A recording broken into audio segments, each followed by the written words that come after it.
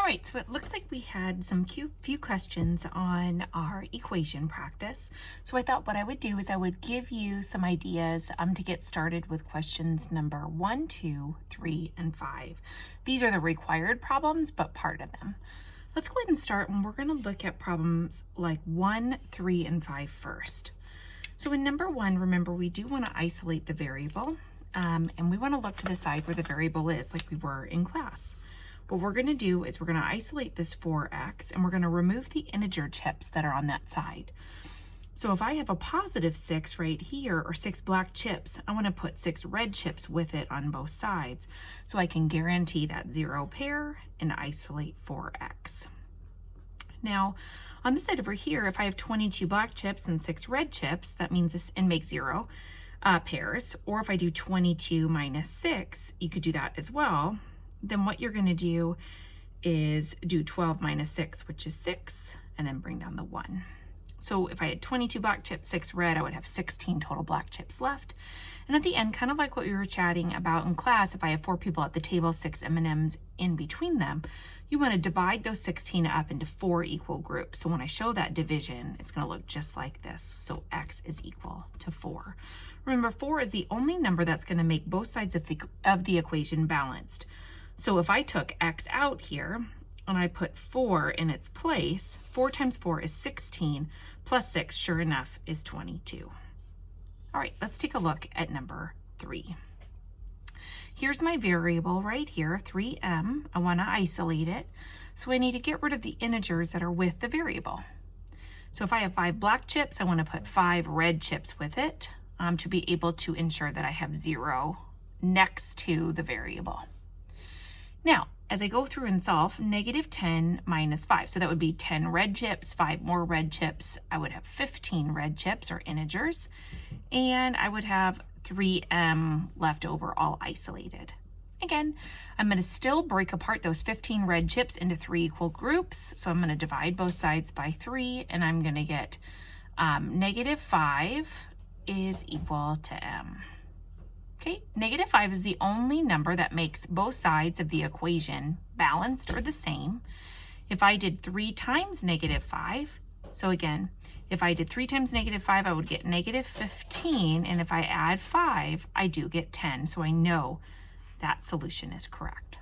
Let's take a look at number 5. So here's my 8y's. There are my variables. I need to remove the 1 that's with it because I need to isolate 8y. I'm going to put a red chip next to that positive 1 and do the same thing on both sides so I can ensure balance. That makes 0, and I'm left with 8y. If I have 15 red chips, 1 more red chip, then that means I should have 16 red chips, or negative 16, and I'm going to divide that into 8 groups. So when I do that, I'm going to get y is equal to negative 2.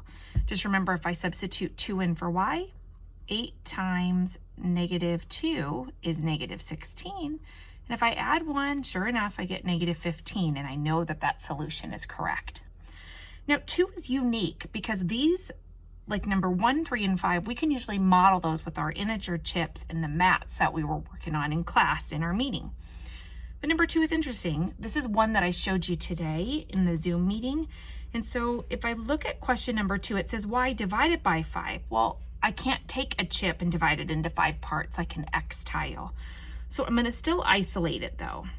Okay, and I'm going to show you some other strategies here. So if I still am wanting to isolate this y, I need to remove or get rid of the 7 red chips, or this negative 7, next to the variable. So I'm going to add 7 black chips to both sides to ensure that balance. This eliminates. I'm going to have 8 chips over here that are black or positive. And I'm going to write y divided by 5. Now, instead of undoing and breaking up into groups and doing division like we did in all these other equations for number 1, 3, and 5, we did division at the end. Well, this already is division. So I need to do the opposite of division, which is multiplication. So instead of breaking apart something into groups, what I need to do is multiply it by the 5. So I'm going to go ahead and multiply both sides by 5 here, using parentheses. So 8 times 5 is 40.